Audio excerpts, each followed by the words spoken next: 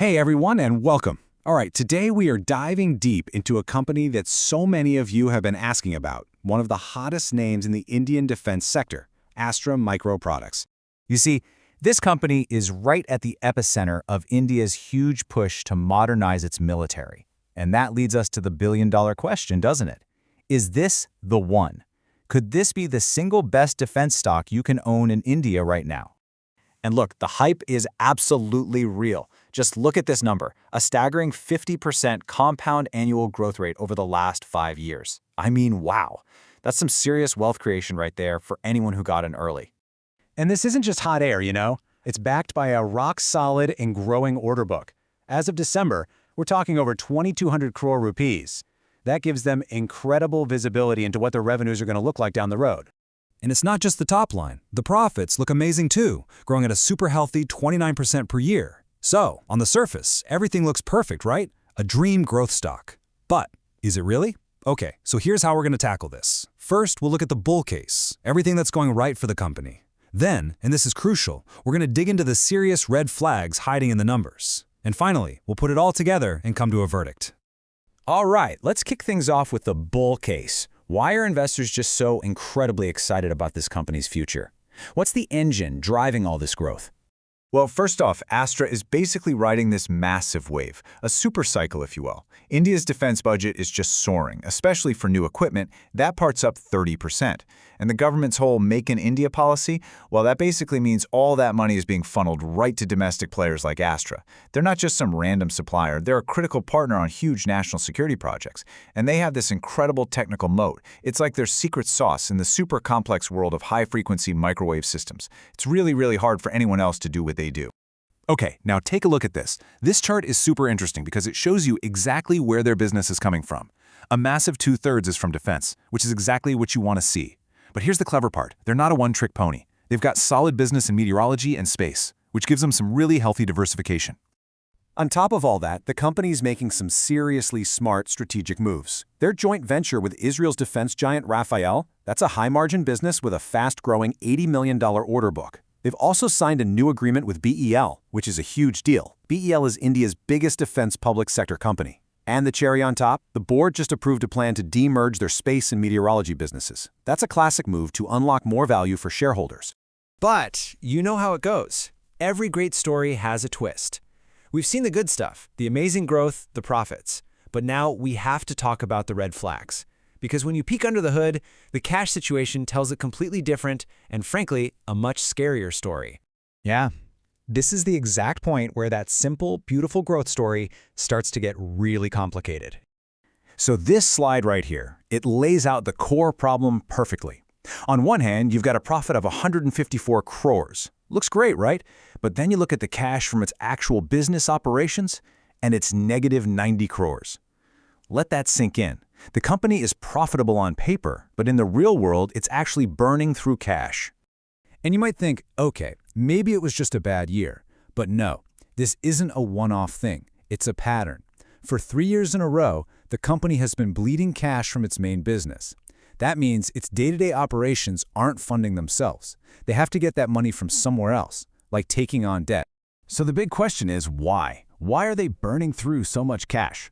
Well, it all boils down to this one absolutely shocking number, 614 days. That is their cash conversion cycle.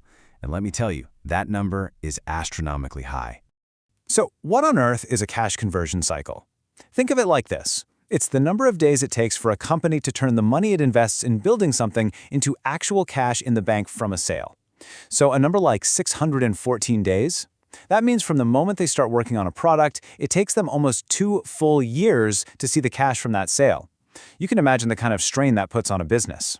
So this cash flow mess is the biggest red flag for sure, but it's not the only one, not by a long shot. This scorecard kind of lays out the other worries. Their customers take on average 273 days to pay them. That's almost 9 months. So how do they cover that gap? Debt. Their borrowing has shot up 3.5 times since 2021. And then you get to the governance stuff, which is also a bit worrying. The promoters, the founders, own a tiny 6.5% stake, and to top it all off, there's an unresolved inquiry from SEBI, the market regulator. Okay, so you've got this incredible growth story on one side, and these really serious risks on the other. How in the world does the market make sense of all this? Let's talk valuation. This slide really tells you everything you need to know about the valuation. Look at the numbers. Profits grew at a very healthy 29% a year. But the stock price? It grew at 50% a year, way faster. What does that mean? It means the market has re-rated the stock. It's basically saying, we believe in the future so much, and we think these current problems will get solved, so we're willing to pay a much higher price for those future earnings today. So the research we're looking at breaks it down into 3 possible outcomes. The base case, kind of the middle-of-the-road scenario, suggests a decent 17% upside. The bull case? Well, if everything goes perfectly, you could be looking at a 53% return. That's the dream. But, and this is a big but, the bear case is pretty brutal. If those red flags we talked about turn into real, major problems, the analysis suggests you could lose over 30% from here. Okay, so we've weighed the bull case against the bear case, the incredible growth versus the alarming red flags. What's the final call from the research? The verdict from the source note is accumulate, but, and this is the most important part, with a huge condition attached, accumulate on weakness. They're suggesting an ideal buying range of 850 to 950 rupees. So this is definitely not a buy at any price and close your eyes kind of stock. The recommendation is pretty clear.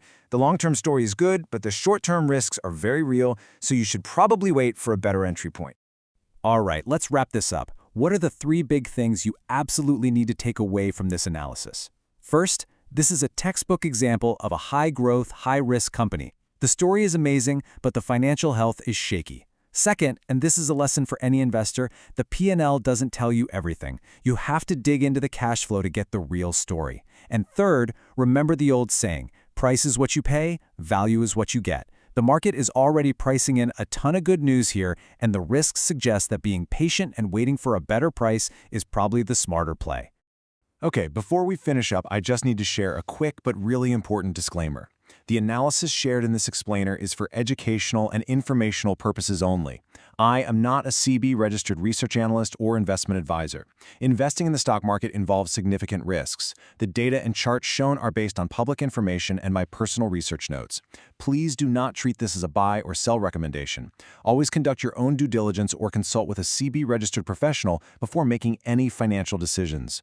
If you found this deep dive helpful and want to stay updated with more stress-free investing analysis, please hit the subscribe button and press the bell icon so you never miss an update. I want to hear from you. Which Indian-listed company should I analyze next? Drop the stock name in the comments below and it might be the subject of my next explainer. Thank you for watching and keep your investing stress-free.